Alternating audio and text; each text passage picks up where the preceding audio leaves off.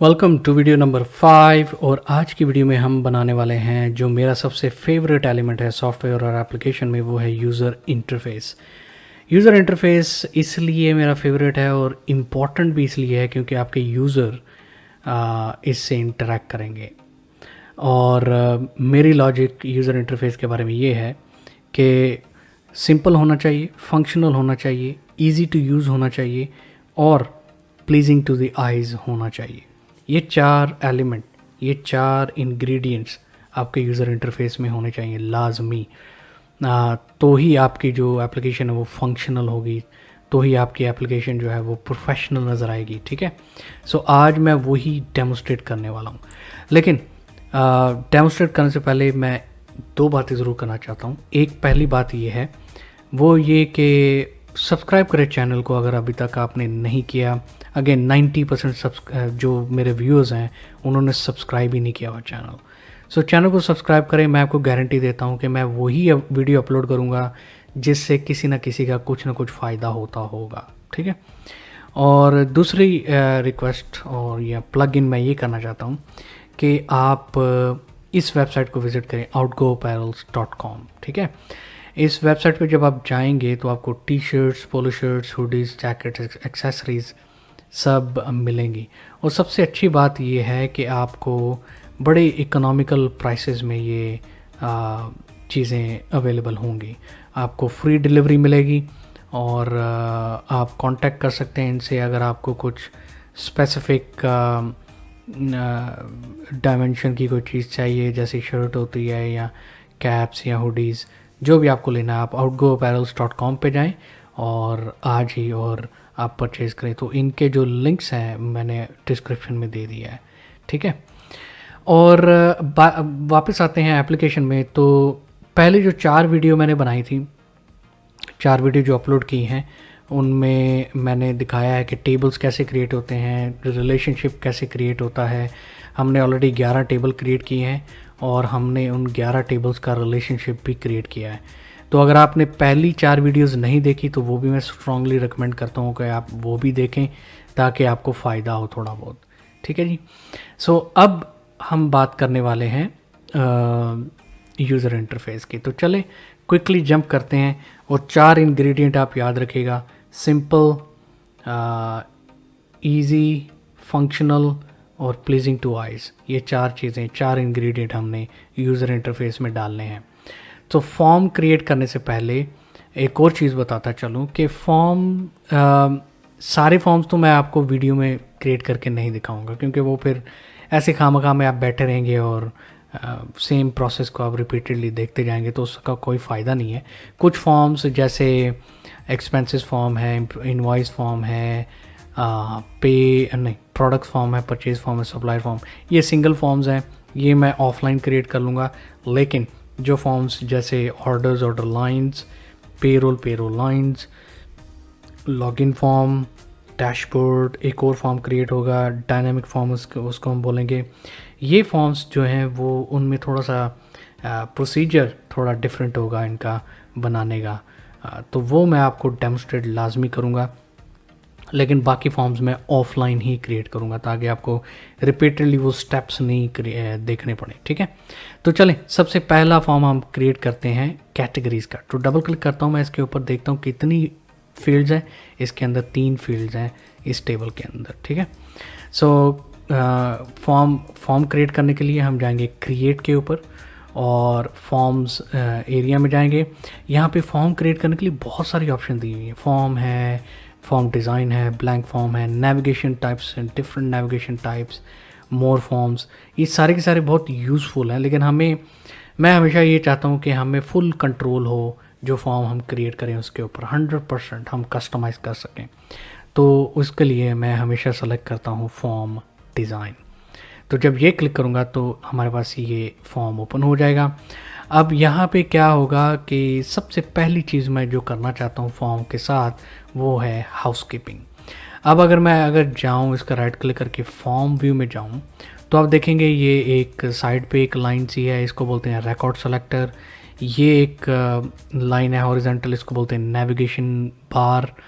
सो ये दोनों नहीं चाहिए इस टाइप के फॉर्म में। और दूसरी चीज़ मैं ये करना चाहता हूँ कि ये जो फॉर्म है ये पॉपअप होना चाहिए, ऐसे नहीं होना चाहिए, पॉपअप आना चाहिए उस फॉर्म का, ठीक है। सो राइट क्लिक करते हैं। ये सब करने के लिए जो मैं बता रहा हूँ अभी आपको, ये सब करने के लिए हमें इस फॉर्म की प्रॉपर्टी शीट के अंदर जाना पड़ेगा।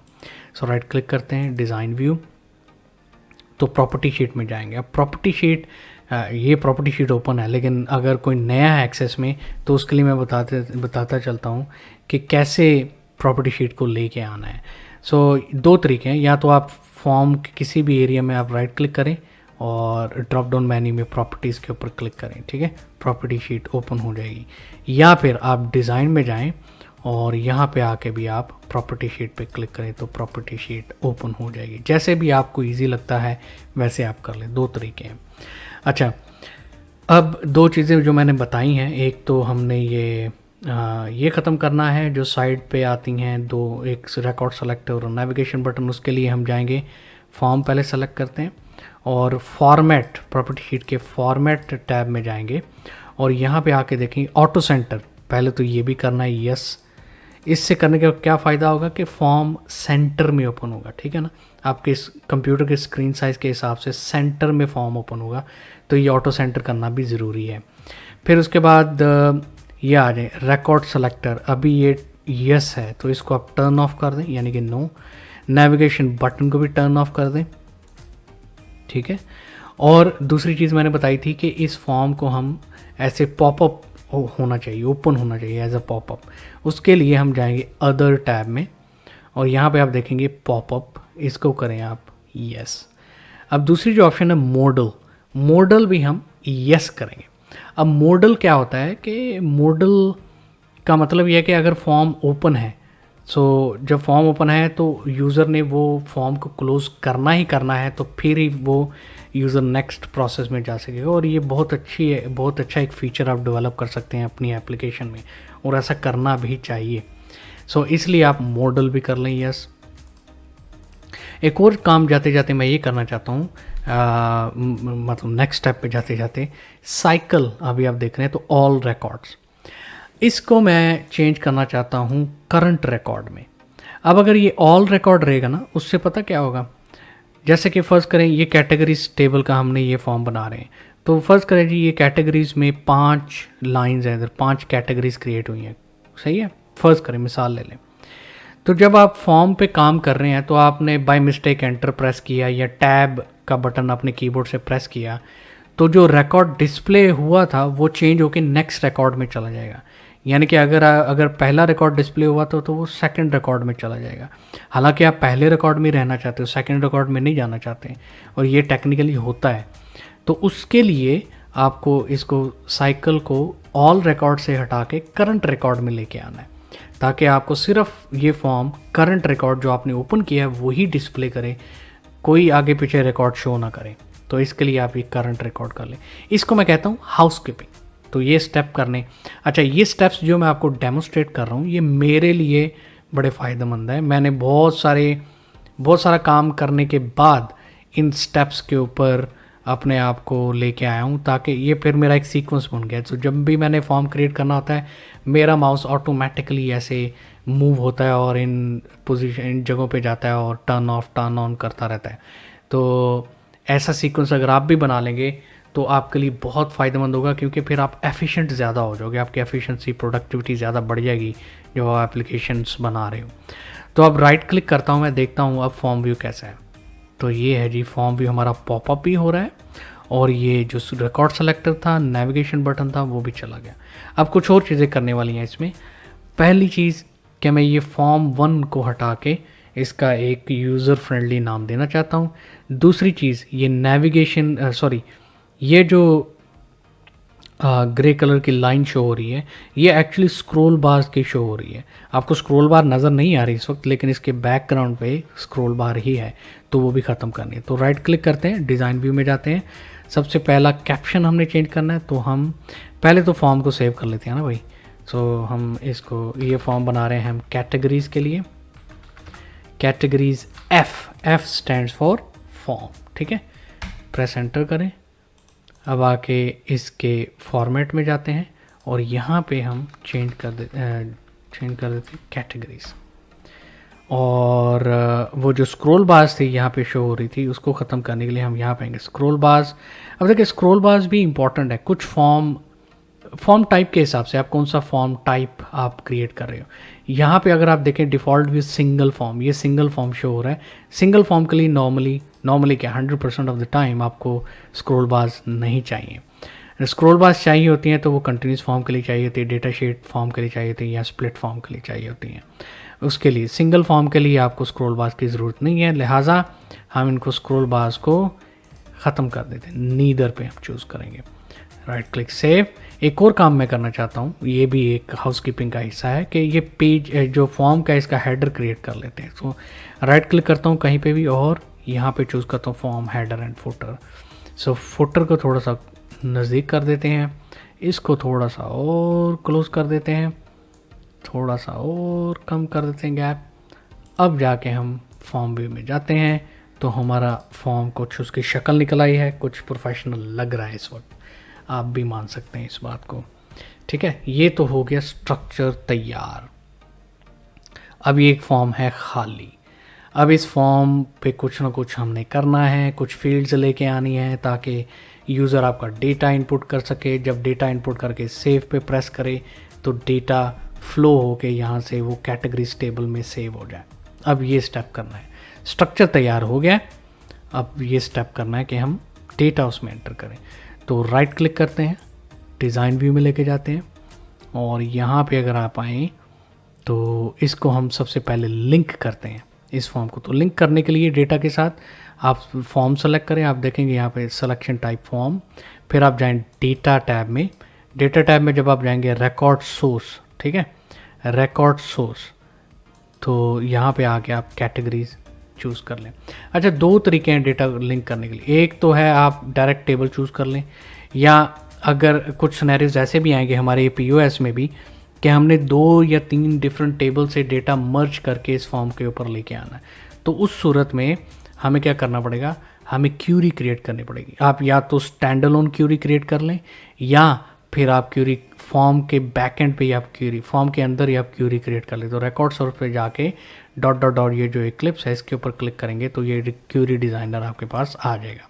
तो यहाँ पे आप क्यूरी डिज़ाइन कर सकते हैं जो भी डेटा आपको लेके आना है फॉर्म के ऊपर।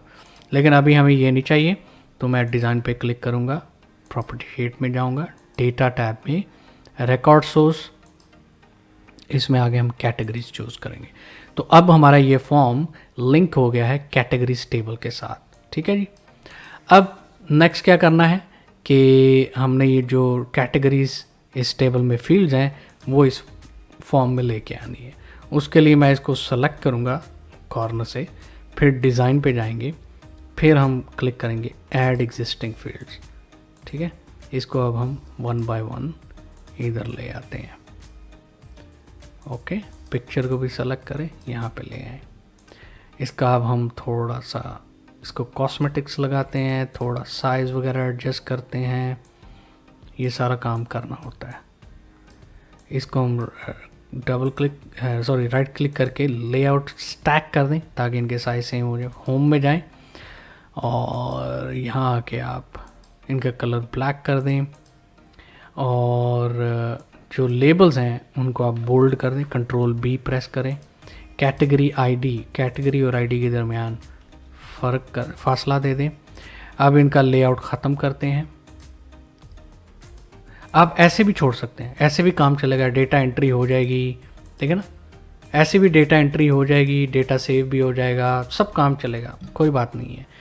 ये सिंपल है, इजी है और फंक्शनल भी है, लेकिन ये प्लीजिंग टू द आइज़ नहीं है इस सिचुएशन में। आप भी मान सकते हैं कि ये प्लीजिंग टू द आइज़ नहीं है। ऐसे लगता है किसी ने जान छुड़ा के ना बस बना दिया सॉफ्टवेयर और मुंह पे मारा है, बस ऐसे लग रहा है इस सिचुएशन में, इस कंडीशन में।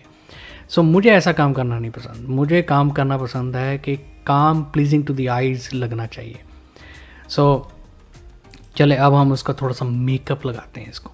तो मेकअप लगाने के लिए क्या करना पड़ेगा, सबसे पहला काम मैं ये करना चाहता हूँ कि ये जो टेक्स्ट बॉक्स है ना, इनको उठा के ये लेबल्स के नीचे लेके आना चाहता हूँ। ठीक है, अब ये मेकअप स्टेज स्टार्ट हो गई है भाई हमारी। इसको थोड़ा सा ऊपर कर लेते हैं।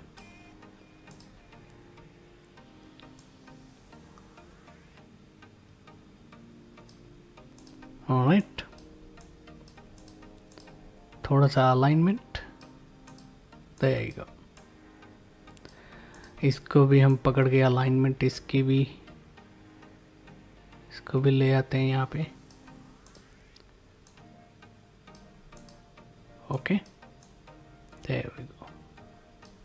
अब ये जो टेक्स्ट बॉक्सेस हैं इनके हम जो हाइट है उसको चेंज कर लेते हैं। हाइट चेंज करने के लिए प्रॉपर्टी शीट में जाएंगे, फॉर्मेट पे जाएंगे और यहाँ पे अगर आप देखें हाइट, सो 0.529 है, इसको हम 0.6 कर लेते हैं, थोड़ा सा इंक्रीज़ हो जाएगा। और यहाँ पे जो टॉप मार्जिन है इसको 0.05 कर लेते हैं ताकि आपका टेक्स्ट बिल्कुल सेंटर में हो इसके। इसका कैटेगरी आईडी का साइज़ सेम रहने देते हैं, इसको थोड़ा सा इंक्रीज़ कर लेते हैं साइज़ को, ठीक है। इसको थोड़ा सा ऊपर लेके जाते हैं, अलाइन कर देते हैं इसके साथ, थोड़ा सा छोटा कर लेते हैं पिक्चर को, इतनी बड़ी पिक्चर यहाँ पे ज़रूरत नहीं है, ठीक है। इसको थोड़ा सा ऊपर लेके जाते हैं अलाइन करने के लिए। इसका साइज़ फॉर्म का डिक्रीज़ कर लेते हैं, इसको थोड़ा सा नीचे कर लेते हैं, अलाइन हो जाएगा। अलाइनमेंट बहुत ज़रूरी है, प्लीजिंग टू द आइज़ अभी हम बना रहे हैं, कोशिश कर रहे हैं भाई। ओके, ठीक है। इसको भी हम सेलेक्ट कर लेते हैं, बोल्ड कर लेते हैं, लेकिन इसका कलर जो है वो फॉन्ट का वो ब्लैक कर लेते हैं। ऑलराइट, अभी हम जाएंगे फॉर्म व्यू में। Well, bit better but not pleasing to the eyes yet. So right click, design view. सबसे पहला काम मैं ये फॉर्मेट करके इसको शेप आउटलाइंस ट्रांसपेरेंट करना चाहता हूँ। दूसरा काम मैं ये करना चाहता हूँ कि ये जो कैटेगरी आईडी है, क्योंकि ये नॉन एडिटेबल होनी चाहिए, क्योंकि आईडी जितनी भी आईडीज़ होती हैं ना, primary keys, number IDs, primary keys जो होती हैं उनको आप नॉन एडिटेबल कर लें, क्योंकि यूज़र ने तो यूज़ करना है नहीं। इनेबल्ड नो, लॉक्ड यस, ठीक है। अब अगर मैं राइट क्लिक करूँ, डिज़ाइन व्यू पे जाऊँ, वेल अभी तो और थोड़ा अगली हो गया, प्लीजिंग टू द आइज तो बिल्कुल ही नहीं है ना। तो अगर मैं यहाँ पे देखें, ये मैं आईडी पे क्लिक कर रहा हूँ ना, तो अभी नॉन एडिटेबल है, ये मैं चाहता था। राइट क्लिक करते हैं फॉर्म के अंदर, और इसको जो मैं चेंज करता हूँ इसका बैकग्राउंड कलर। अब अगर हम जाएंगे फॉर्म व्यू में, अब थोड़ा सा प्लीजिंग टू द आइज, थोड़ा सा, ज़्यादा अभी भी नहीं, थोड़ा सा लग रहा है। राइट क्लिक करते हैं, थोड़ा और मेकअप करना पड़ेगा। अब मेकअप करने के लिए हम जाएंगे डिज़ाइन टैब में और हम पकड़ेंगे एक लाइन, और लाइन हर टेक्स्ट बॉक्स के नीचे हम लगा देंगे, ठीक है। ये हो गया। इसी को हम कॉपी करते हैं, लाइन को पेस्ट कर लेते हैं, यहाँ पे आएंगे और इसकी विड्थ भी इस टेक्स्ट बॉक्स के हिसाब से कर लेंगे। ये जो बैकग्राउंड कलर है मुझे ये अच्छा नहीं लग रहा है, तो इसका कलर हम चेंज कर लेते हैं। मुझे ब्लूइश कलर अच्छा लगता है, लाइट ब्लू, उसके लिए हम जाते हैं ये वाला कलर देख लेते हैं। नोप नोप नोप, मोर कलर पे क्लिक करते हैं, स्टैंडर्ड, हाँ ये वाला ठीक है। ओके, ये ब्लूइश हो गया। ऑलराइट, अब अगर हम जाएं, थोड़ा सा प्लीजिंग टू आई हो ही गया, थोड़ा सा है, आप भी मानेंगे इस बात को। सो ऐसा थोड़ा सा प्लीजिंग टू आई, ये तो दो फील्ड्स है ना, इसलिए इस तरह का लग रहा है, लेकिन जब हम एम्प्लॉयज़ फॉर्म बनाएंगे तो फिर आपको सही और ज़्यादा पता चलेगा कि मैं क्या प्लीजिंग टू आई कह रहा हूँ। सो ये हो गया। अच्छा, ये नॉन एडिटेबल फील्ड है ना, तो इसको वाइट नहीं होना चाहिए, क्योंकि फिर वो यूज़र को होगा यार ये भी वाइट है, इसमें एंट्री कर रहा हूँ तो इसमें भी करनी पड़ेगी, तो वो टाइम वेस्ट होगा। तो इसको राइट क्लिक करते हैं, डिज़ाइन व्यू में जाते हैं, इसका कलर ही हम, बैकग्राउंड कलर ही हम चेंज कर देते हैं। चल मज़े कर। ओके, चलो अब मज़े हो गए। इसका बैकग्राउंड कलर ही चेंज हो गया ताकि कोई कन्फ्यूजन ही ना रहे, तो यूज़र को पता हो मैंने एक ही फील्ड अपडेट करनी है, वो ये वाली है। अब एक बनाते हैं बटन सेव डेटा का। उसके लिए हम जाएंगे डिज़ाइन, बटन पकड़ते हैं, क्लिक करते हैं, छोड़ देते हैं, कैंसिल करते हैं, और यहाँ पे हम लिखेंगे सेव डेटा। चले हम फॉर्मेट में जाते हैं, इसकी हम जो शेप चेंज शेप है वो करेंगे, स्टाइल हम इसका चेंज करेंगे, और इसका जो हाइट है वो भी थोड़ी इंक्रीज़ कर लेते हैं, 0.6, ठीक है। और अब मैं एक और काम चाहता हूँ कि इसका एक आइकॉन भी हो सेव बटन का। तो उसके लिए हम जाएंगे पिक्चर में, बटन को सेलेक्ट करके रखना, डॉट डॉट डॉट पे क्लिक करेंगे, एस प्रेस करें अपने कीबोर्ड से, सेव आइकॉन आ गया, ये आप ओके करें। उप्स, मुझे आइकॉन के साथ कैप्शन भी चाहिए, तो यहाँ पे हम जाएंगे दूसरी ऑप्शन में, हम सेलेक्ट करेंगे जनरल, तो ये हमारा कैप्शन भी आ गया। इसमें थोड़ी सी एक स्पेस दे देते हैं और इसका साइज़ थोड़ा सा विड्थ थोड़ी कम कर देते हैं, ठीक है। ये बन गया जी हमारा बटन। एक और काम करते हैं, ये हेडर थोड़ा सा ज़्यादा उसकी हाइट लग रही है, तो इसको हम छोटा कर लेंगे हेडर को। राइट क्लिक करें, सेव करें। अब जाते हैं फॉर्म व्यू में। ये भाई अब थोड़ा सा लगा है pleasing to the eyes, at least मुझे तो लग रहा है, आपका पता नहीं है मुझे तो लग रहा है कि ये प्लीजिंग टू दी आइज़ है। आप मुझे ज़रूर कमेंट्स में बताएंगे कि ये प्लीजिंग टू दी आइज़ है कि नहीं, ठीक है। So it's simple, it's functional, it's easy and it is pleasing to the eyes. तो ये डिज़ाइन स्टैटिक है, ये डिज़ाइन पैटर्न है जो आपने कंटिन्यू करना है हर फॉर्म में, तभी आपकी एप्लीकेशन लगेगी कि ये प्रोफेशनल ने बनाई है, अदरवाइज़ ये नॉन प्रोफेशनल लगेगी। Same design static, same colour combination आपने रखना है पूरी की पूरी एप्लीकेशन में, इवन बटन्स का भी सेम रखना है आपने पूरी एप्लीकेशन में, ताकि किसी को लगे कि किसी प्रोफेशनल ने एप्लीकेशन बनाई है। चलें, ये तो हो गया एक फॉर्म। दूसरा फॉर्म हम बनाएंगे एम्प्लॉयज़ फॉर्म। इसको मैं क्लोज़ करता हूँ, लेकिन बजाय इसके कि मैं ग्राउंड अप से दोबारा ये सारे स्टेप आपको दिखाऊं, उसका कोई फ़ायदा नहीं है। तो हम इसको करेंगे कॉपी और हम इसको करेंगे पेस्ट, इजी बीजी, और इसको हम चेंज करेंगे एम्प्लॉयज़ एफ। अब इसको राइट क्लिक करके ओपन कर लेते हैं। इसमें पिक्चर नहीं है तो हम पिक्चर डिलीट कर देते हैं। अब हम जाते हैं, हम इसको डेटा को चेंज करते हैं कैटेगरी से एम्प्लॉयज़ में, ठीक है। सेव कर लेते हैं। अब ये देखें ग्रीन कलर की ट्रायंगल्स ये आ गई हैं। ये कह रहा है कि भाई साहब इस टेबल में, एम्प्लॉयज़ टेबल में कैटेगरी आईडी और कैटेगरी के नाम की कोई फील्ड है ही नहीं, तो इसलिए ये ग्रीन कलर की आ रही है। तो हमें पता है, हम क्या करते हैं कि हम इसको सेलेक्ट करते हैं, डेटा टैब में जाते हैं और यहाँ पे हम आके एम्प्लॉय आईडी, और ये एम्प्लॉय आईडी अगर हमने यहाँ पे चेंज किया है तो अदर में जाके इसका नाम भी चेंज करना पड़ेगा और इधर भी चेंज करना पड़ेगा एम्प्लॉय आईडी। कैटेगरी में आएंगे, डेटा, एम्प्लॉय नेम, इधर भी जाके एम्प्लॉय नेम, इधर भी जाके एम्प्लॉय नेम, एंटर। इसको हम पकड़ के इस साइड पे ले आते हैं। इसको थोड़ा सा बड़ा कर लेंगे आप, क्योंकि इसमें फील्ड्स थोड़ी सी ज़्यादा है, ठीक है। देखिए अब ये फ़ायदा क्या हुआ है, ये मुझे कॉपी पेस्ट करने से। नंबर 1 फ़ायदा ये हुआ है कि मुझे सब ग्राउंड अप से दोबारा नहीं करना पड़ेगा, वो रिकॉर्ड सेलेक्टर और नेविगेशन बटन और सेंटर और ये और वो सब ऑटोमेटिकली इस फॉर्म में हुआ है, तो दोबारा नहीं करना पड़ेगा। एक तो ये फ़ायदा हुआ। दूसरा फ़ायदा ये हुआ कि डिज़ाइन स्टैटिक हमारा सेम रहेगा, डिज़ाइन पैटर्न हमारा सेम रहेगा, कोई कलर में डिफरेंस नहीं आएगा, सब कुछ सेम रहेगा। सो इसमें अब हमने जो एम्प्लॉयज़ टेबल में इतनी सारी फील्ड्स हैं वो हम लेके आते हैं। उसको सबसे पहले तो मैं इसको कॉपी करना चाहूँगा, ठीक है, एक टेक्स्ट बॉक्स को, तो हम पेस्ट कर लेते हैं। जितनी फील्ड्स हैं उतनी बार हमने पेस्ट करना है, ठीक है। 1 2 3 4 5 6 और ये 4 की 4 सेलेक्ट कर ली, ये 10 हो गई हमारे पास। 4 फिर कॉपी की, 14 हो गई। तो मेरे ख्याल से इसमें 11 फील्ड्स है, तो हमें ये 3 नहीं चाहिए, ठीक है। 11 फील्ड्स मुझे कैसे पता है, मैंने काउंट की हुई है। 1 सॉरी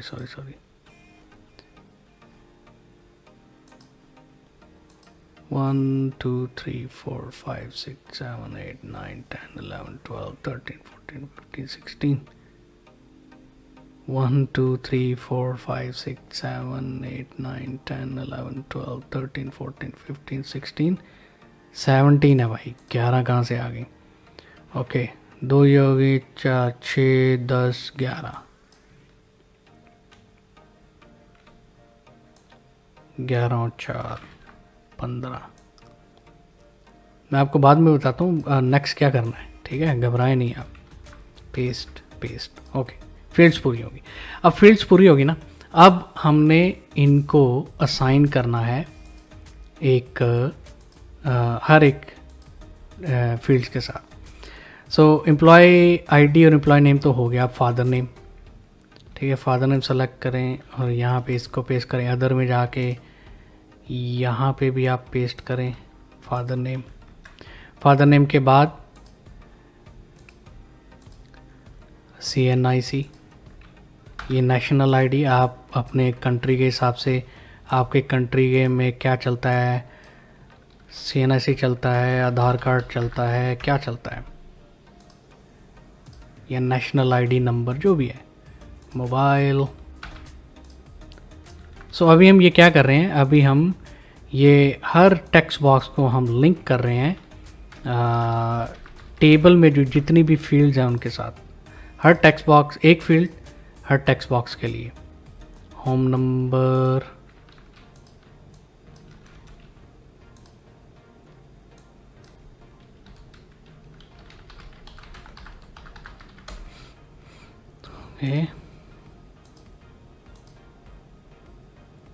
एड्रेस,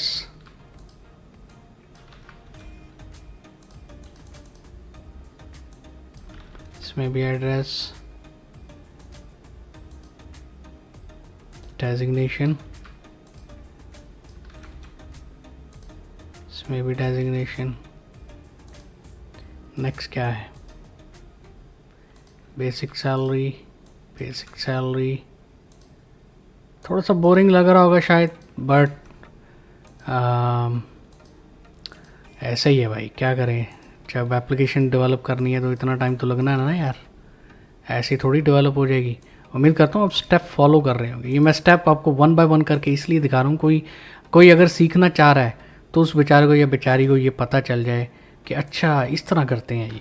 क्योंकि ट्रस्ट मी, जब मैं सीख रहा था, मैंने यकीन माने इतनी वीडियोस में देखा, वो स्किप कर जाते, जो इंपॉर्टेंट स्टेप थे वो स्किप कर जाते थे, वो फिनिश फॉर्म करके दिखाते, हाँ हमारा फॉर्म फिनिश हो गया। अरे भाई बीच वाले स्टेप तो दिखाओ, हमें तो पता ही नहीं चला कि आपने बीच में क्या किया है, क्या कैसे बनाया है, किसको किसके साथ लिंक किया, वो तो पता ही नहीं चला। आप वीडियो पॉज करके बना के आके हमें बता रहे हो जी बन गया फॉर्म। तो ऐसे मुझे ऐसे अच्छा नहीं लगता एटलीस्ट, क्योंकि ये फिर एक अधूरी सी इन्फॉर्मेशन देने के बराबर हो गया। अगर भाई इन्फॉर्मेशन देनी है तो पूरी दो, अगर कोई बोर होता है तो फिर ठीक है भाई, उसकी मर्ज़ी है, लेकिन मैं तो अपने हिसाब से एक इम्पॉर्टेंट इन्फॉर्मेशन दे रहा हूँ आपको, सही है ना। बस थोड़ा सा रह गया ये, end date, end date,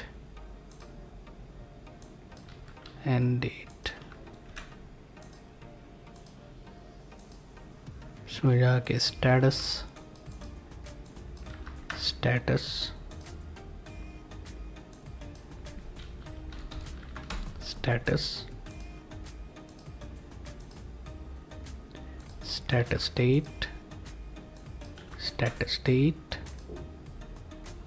status date. Alright, ये देखिए हमने पूरे फील्ड्स के साथ सब टेक्स्ट बॉक्सेस को असाइन कर दिया है। अब हमने इनकी करनी है रीअरेंजमेंट, ठीक है ना। Employee ID, employee name, father name, CNIC number, mobile number, home number, address, ये तो हैं जनरल इन्फॉर्मेशन के ज़ुमरे में आती हैं, ठीक है।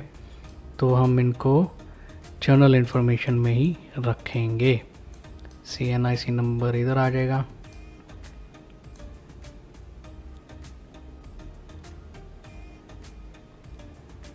Okay. Home number, mobile number, home number,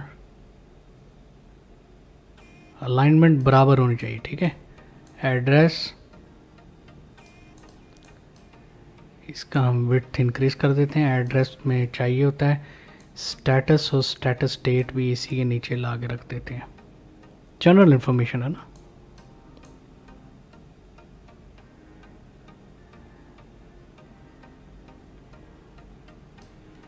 okay. उसके बाद designation, basic salary, allowances, salary, user ID, password, start date, end date, ये अलग से आएगा। अलग से इसका बनाते हैं, ठहरिए ज़रा, इसको इंक्रीज कर लेते हैं। अलाइनमेंट थोड़ा सा और विड्थ बढ़ाना पड़ेगा, इसको इधर ले आते हैं, तो 1 बाय 1 हम जाके इसको हम ले जाते हैं इधर। डेजिग्नेशन,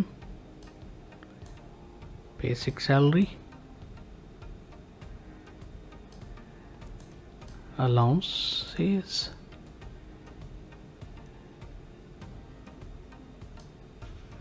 थोड़ा सा ऊपर कर लेते हैं इनको, हाँ ठीक है।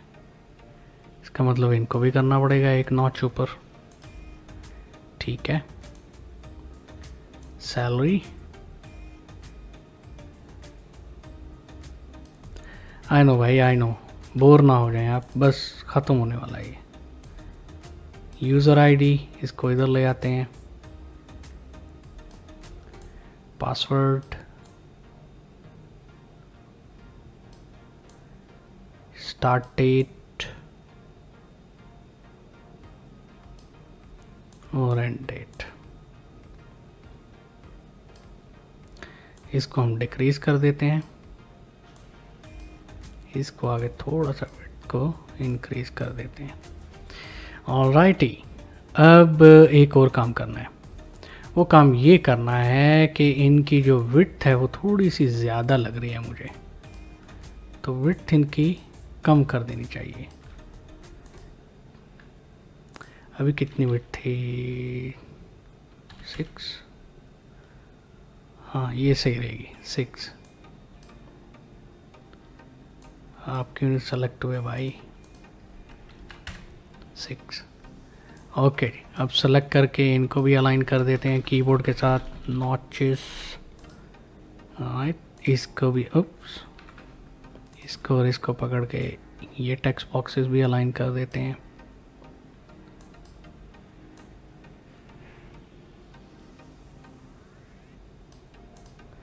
There you go.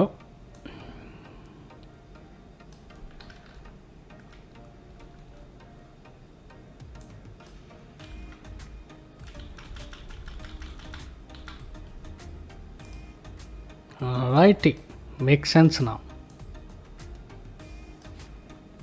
अच्छा, एक और काम करते हैं, इनको बॉर्डर्स भी कर देते हैं ना, थोड़ा सा और अच्छा लगेगा, क्या ख्याल है? इसको जाके हम डिज़ाइन में जाते हैं, ये हम पकड़ते हैं ग्रुप ऑप्शन, ग्रुप वाला, और यहाँ पे इसको ड्रॉ करते हैं, कैंसिल।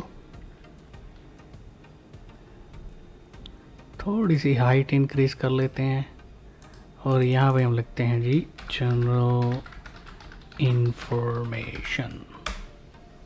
इसका फॉन्ट हम टोटल ब्लैक कर लेते हैं, सेलेक्ट ऑल, इसको बोल्ड कर लेते हैं, सारे को सेलेक्ट करते हैं,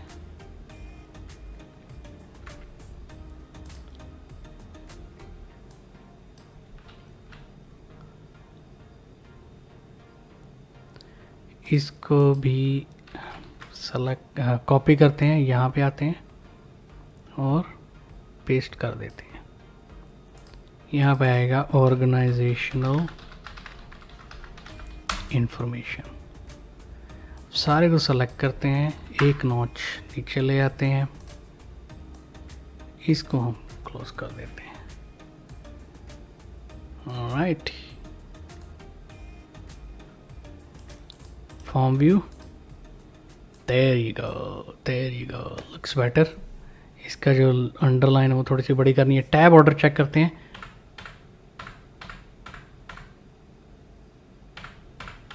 नाइस, टैब ऑर्डर भी करेक्ट है, सही है, ओके जी। इसकी सिर्फ लाइन बड़ी करनी है। टैब ऑर्डर चेक करना बहुत ज़रूरी है। आप भी टैब ऑर्डर चेक करोगे, आपके जो फॉर्म्स के टैब ऑर्डर क्रिएट हुए हैं वो बिल्कुल करेक्ट हैं। टैब ऑर्डर का इस्तेमाल, स्टेटस डेट, स्टेटस का फील्ड इस्तेमाल नहीं होगी तो उसको नॉन एडिटेबल कर देते हैं, लॉक यस। और इसको भी हम कलर सेम इसकी तरह कर देते हैं ताकि यूज़र को ये हो ही ना। एक और बटन बनाना पड़ेगा हमें, वो ये है कि जब एम्प्लॉय छोड़ के चला जाएगा तो उसको हम इनएक्टिव मार्क कर सकें, मार्क इनएक्टिव।